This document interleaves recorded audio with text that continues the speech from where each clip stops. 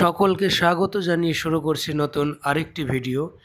এই ভিডিওটিতে 20-22 ডিএলএড প্রার্থীদের যে আগামীতে নিয়োগের মেধা তালিকা আসবে, তো সেই মেধা তালিকায় কোন ক্যাটাগরির প্রার্থীরা এক ধাপ এগিয়ে থাকবে সেটাই আলোচনা করব।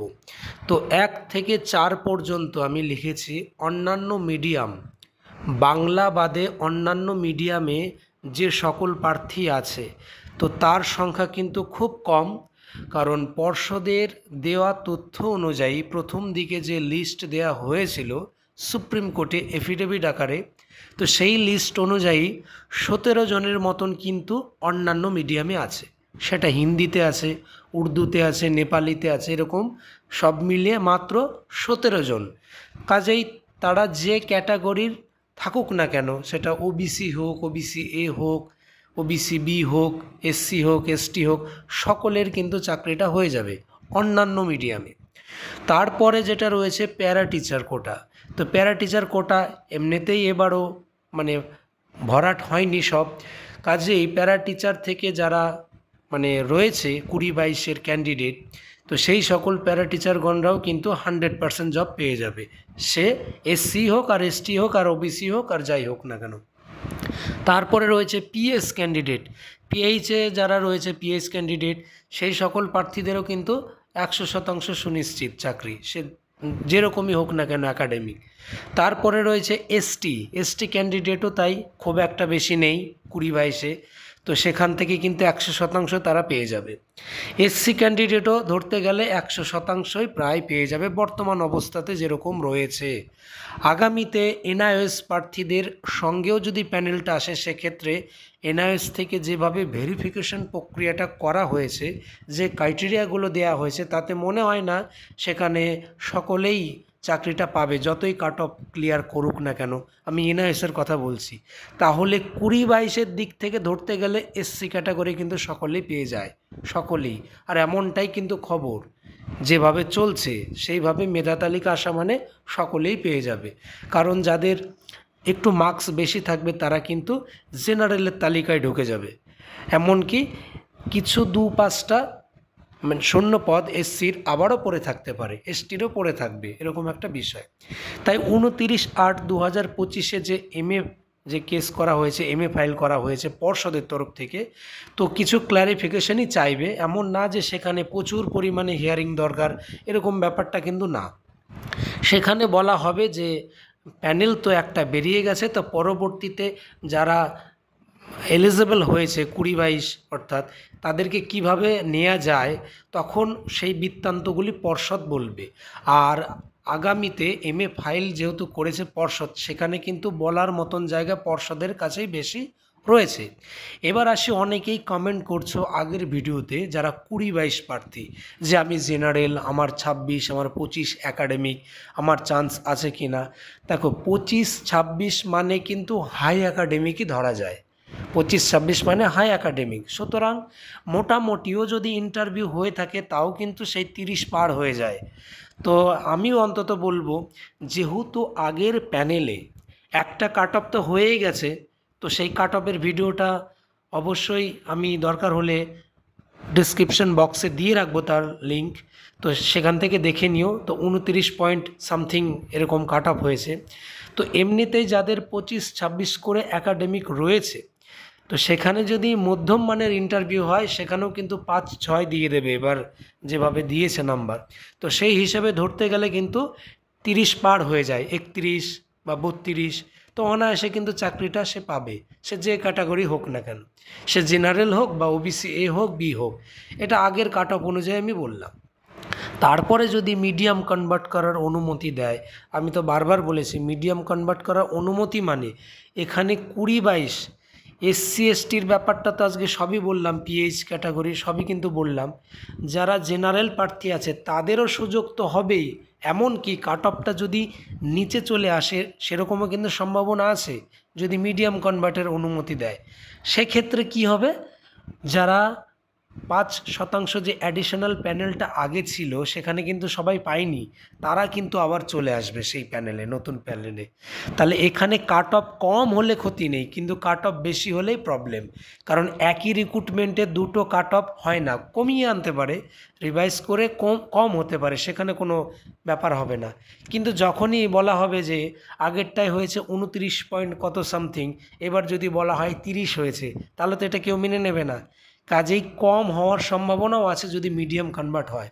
এবার যারা অন্যান্য মিডিয়ামে আছো তারা হয়তো ভাবছো তাহলে তাদের কিভাবে নিয়োগ হবে, তাদেরকে আগে দিয়ে নেবে। হ্যাঁ, আমি তো আগেই বললাম যে 17 জন মাত্র রয়েছে, তো এটা আহামরি কিছু ব্যাপার না। 17 জনকে কিন্তু আগে দিয়ে নেবে অন্যান্য মিডিয়ামে যারা রয়েছে, তারপর দেবার পর কনভার্ট করবে। তো দেখা যাক 29/8/2025 ওই দিন আমাদের লক্ষ্য থাকবে যে কি হয় ব্যাপারটা। তো আশা রাখবো, আমি আবারও বলছি, পুরনো ভিডিওতেও বলেছি যে সকলে প্রে করো যেন মিডিয়াম কনভার্টের অনুমতি দেয়। সেক্ষেত্রে আবারও বলছি যে রিপ্যানেল হওয়ার সম্ভাবনা যে নেই সেটা বললে ভুল হবে। অবশ্যই যদি সেরকম অর্ডার দেয় রিপ্যানেল হতেই পারে, কিন্তু তার শতাংশের হিসাবে যদি আমরা বিচার করি তাহলে রিপ্যানেল হবার সম্ভাবনা একটু কম রয়েছে। কারণ এখানে কর্মরত শিক্ষিকা যারা আছে তাদের কথাটা কিন্তু সেখানে উঠবে, যে কতদিন ধরে তারা মানে চাকরিটা করছে, কেউ 1.5 বছর, কেউ হয়তো কিছু কম মাস, এরকম কিন্তু বিষয়টা উঠে আসবে। কাজেই এই ব্যাপারটা যখন বিচারপতি মাথায় নেবে, মগজে নেবে, সেক্ষেত্রে কিন্তু যে অর্ডারটা সেটা কিন্তু কনভার্ট করার বিষয়ের দিকেই যাবে। কারণ কনভার্ট করার বিষয়টা যখন কেউ যদি বিরোধিতা না করে, আর আশা করা যায় বিরোধিতা না করারই কথা, কারণ কনভার্ট হওয়া মানে এখানে বেশি সংখ্যক নিয়োগটা হবে। আর রিপ্যানেল মানে কি, যে ভ্যাকেন্সিটা পড়ে রয়েছে সেটা পড়েই থাকবে। রিপ্যানেল হলে কি হবে, মানুষগুলো অদল বদল হবে, অর্থাৎ আগের প্যানেলটা যা আছে তাই থাকলো, উল্টে কি হলো, 1000 ঢুকলো 1000 বেরিয়ে গেল, এরকমটা হবে রিপ্যানেল হলে। কিন্তু কনভার্ট হওয়া মানে কিন্তু নতুন করে চাকরির সুযোগ আসলো। এবার যাদের হাই একাডেমিক, অবশ্যই 20-22-এর মধ্যে হাই একাডেমিক রয়েছে, সেখানে রিপ্যানেল হলেও তারা পাবে, কনভার্ট করার মাধ্যমে হলেও তারা পাবে। কাজেই এখানে তারা আশা করি যে আগামী দিনে রিপ্যানেল করতেই হবে, সেই দিকে খুব একটা মাথা ঘামাবে না। আর অন্যান্য যারা মিডিয়াম, দেখা গেল 23-24 করে যাদের একাডেমিক আছে, সেটা ধরতে গেলে মিডিয়াম ধরা যায়, তো তাদের মতন একাডেমিক কনভার্ট যদি হয় সিট, তো অবশ্যই তাদের ক্ষেত্রে একটা দেখতে গেলে ভালো একটা খবর, কারণ তারা কিন্তু ইনক্লুড হয়ে যাবে বাংলায় যদি চলে আসে। তো এমনটাই কিন্তু প্রে করেছে পর্ষদ। সেইভাবেই যদি পর্ষদ আরম্ভ করে, যেহেতু পর্ষদের দ্বারা এটা এমএ ফাইল, যদি কোনো উল্টো পাল্টা হয় সেক্ষেত্রে হয়তো পিটিশনাররা যারা থাকবে কর্মরত শিক্ষকদের পক্ষ থেকে বা শিক্ষিকাদের পক্ষ থেকে বা 20-22-এর পক্ষ থেকে, তারা হয়তো সেটাকে অপোজ করবে। কিন্তু এখানে যদি সঠিকভাবে আর্গুমেন্ট হয় যে আমরা এটা কনভার্ট করার মাধ্যমে দিতে চাই, বিচারপতি আশা করা যায় বিচারপতি সেখানে সেই অর্ডারটি দেওয়ার সম্ভাবনা রয়েছে। আর একটা কথা বলে রাখি, আবারও রিপ্যানেলের কথা বারবার বিভিন্ন দিক থেকে এটা উঠে আসছে যে রিপ্যানেল হবে। দেখো, বিচারপতি শেষ কথা বলবে। সেক্ষেত্রে যদি বিচারপতি বলে যে বিষয়টা রিপ্যানেলের মাধ্যমেই নিয়োগটা দিতে হবে, সেক্ষেত্রে কিছু করার নেই। কারণ বিচারপতি যখন এটা ভাবে, সব দিক দিয়েই কিন্তু ভাবে, যে দেখা গেল এই অর্ডারটা বেরিয়ে গেল, সর্বভারতীয় ক্ষেত্রেও দেখা গেল এটা বিভিন্ন রিক্রুটমেন্ট প্রসেসে বিভিন্ন যে মিডিয়াম হয় সেখানে কিন্তু এই ব্যাপারটা উঠে আসবে যে অমুক রাজ্যে এরকম মিডিয়াম কনভার্ট করা হয়েছে, তো এরকম একটা ব্যাপার থাকে। তো অত গভীরে হয়তো আলোচনা হবে না যেদিন যাবে, কারণ এটা ব্যক্তিগত পর্ষদের ব্যাপার। পর্ষদ যদি চায় তো অবশ্যই এই অনুমতি নিতে পারে, আর শেষমেশ বিচারপতির ইচ্ছা তো লাগবেই, কারণ বিচারপতির ইচ্ছার বাইরে কিন্তু রিপ্যানেলটা হবে না, বা মিডিয়াম কনভার্টের বিষয়টাও কিন্তু হবে না। এখন বিচারপতি কি বলে না বলে সেইটাই এখন দেখার বিষয়। কিন্তু 20-22 ডিএলএডের নিয়োগ সেটা এমনিতেও হবে, অমনিতেও হবে। এক কথায় বলতে গেলে রিপ্যানেল যদিও হয় তবুও 20-22 নিয়োগ পাবে, আর যদি মিডিয়াম কনভার্টের অনুমতি আসে তবুও কিন্তু 20-22রা নিয়োগ পাবে। আবারও বলে দেই, যাদের 25-26 করে একাডেমিক আছে তাদের কিন্তু একাডেমিক অনেকটাই হাই, অতটা চিন্তা করো না, কমেন্ট না করলেও হবে, তোমরা চাকরি পেয়ে যাবে, এইটুকু আমি জোর গলায় বলতে পারি। মিডিয়ামভাবেও যদি হয় বা খারাপও যদি হয় যে ইন্টারভিউ খুব একটা ভালো হয়নি, তবুও কিন্তু 4-5 এরকম দেয়। সুতরাং আগের কাট অফ ক্লিয়ার হওয়া মানেই তোমরা সেই জায়গাতে পাচ্ছ চাকরিটা, এইটুকু গ্যারান্টি।